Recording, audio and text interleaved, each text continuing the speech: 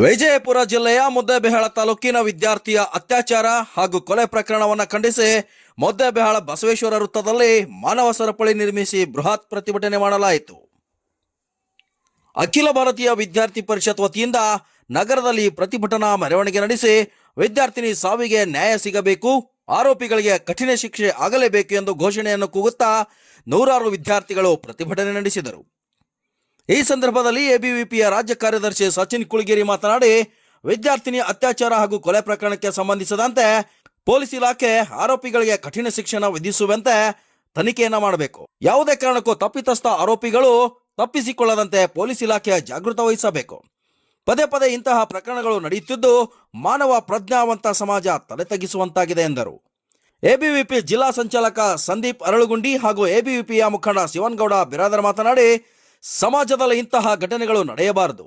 ಸರ್ಕಾರದ ವ್ಯವಸ್ಥೆಗಳು ಇಂತಹ ಕೃತ್ಯದಲ್ಲಿ ಭಾಗಿಯಾದ ಆರೋಪಿಗಳಿಗೆ ಗಲ್ಲು ಶಿಕ್ಷೆ ಅಂತ ಕಠಿಣ ಕ್ರಮವನ್ನು ಕೈಗೊಂಡಾಗ ಮಾತ್ರ ಇಂತಹ ಘಟನೆಗಳು ನಿಲ್ಲುವುದಕ್ಕೆ ಸಾಧ್ಯವಾಗುತ್ತದೆ.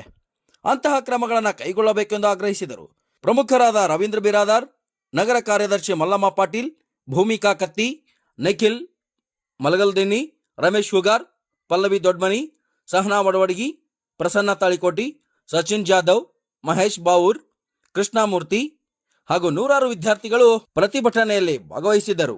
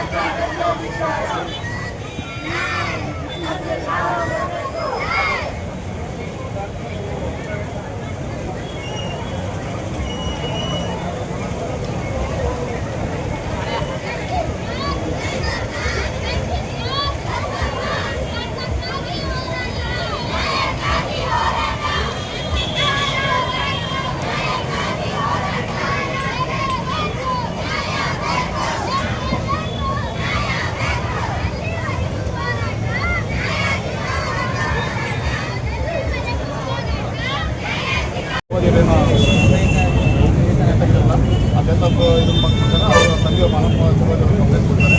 ಆ ಕಂಪ್ಲೇಂಟ್ ಕೊಡ್ತಾರೆ. ಅದರಲ್ಲಿ ನಮ್ಮ ಠಾಣೆಯಲ್ಲಿ ದಾಖಲಾಗಿದೆ. ಆ ದಾಖಲಾದ ಪ್ರಕಾರ ನಮ್ಮ DSP ಅವರು ಇನ್ವೆಸ್ಟಿಗೇಷನ್ ಅವ್ರು ಮಾಡಿದ್ದಾರೆ. ಇದಕ್ಕೆ ಆಲ್ರೆಡಿ ಎಲ್ಲ ಮಾಡಿಕೊಂಡು ಆರೋಪಿನ ಆಲ್ರೆಡಿ ಅರೆಸ್ಟ್ ಮಾಡಿದ್ದಾರೆ. ಎಷ್ಟು ಜನ ಆರೋಪಿಗಳು? ಇಬ್ಬರು ಆರೋಪಿಗಳು ಅರೆಸ್ಟ್ ಮಾಡಿದ್ದಾರೆ. ಇನ್ನು ಆರೋಪಿಗಳು ಮಾಡೋಕ್ಕಿದ್ದಾರೆ. ನಮ್ಮ ಸಿಬ್ಬಂದಿ ಆರೋಪಿ ಮಾಡಿದ್ದಾರೆ. ಇನ್ನು ಮುಂದೆ ಉಳಿದು ಇನ್ವೆಸ್ಟಿಗೇಷನ್ ಮಾಡಿ ಮುಂದೆ ನ್ಯಾಯಾಲಯಕ್ಕೆ ಜಾಮೀನು ಕೊಡ್ತೀವಿ. ಜಾಮೀನು ಕೊಟ್ಟು ನ್ಯಾಯಾಲಯದಲ್ಲಿ ಕೊಡ್ತಾರೆ. ಆ